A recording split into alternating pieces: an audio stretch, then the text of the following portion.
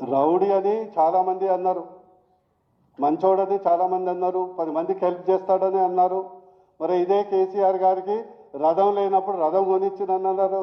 పెళ్ళికి పైసలు లేకుంటే పెళ్ళికి షాదీ ముబారక్ కళ్యాణ్ లక్ష్మి అప్పుడు ఇచ్చిండ్రు కల్వకుంట్ల ఫ్యామిలీకి అని చెప్పారు. సో మంచి ప్రతి మనిషికి మంచి చెడు ఉంటాయి, అది ప్రజలు నిర్ణయం తీసుకుంటారు.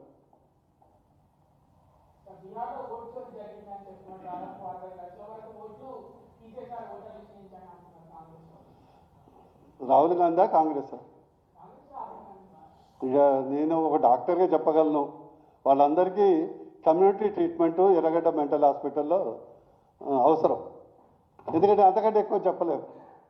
ఇంత జరిగినా కూడా ఓటు చోరీ అంటే, ఇంత పరాభవం అయినా కూడా ఓటు చోరీ అంటే, ఒక విధంగా రాహుల్ గాంధీ ఉన్నంతకాలం బీజేపీకి డోకా లేదు. రాహుల్ గాంధీ ఉన్నంతకాలం బీజేపీకి డోకా లేదు. నెక్స్ట్ అసెంబ్లీ ఎన్నికల్లో రాహుల్ గాంధీ గారిని ఇక్కడ బాగా తిరగమని కూడా మేము కోరుకుంటాం.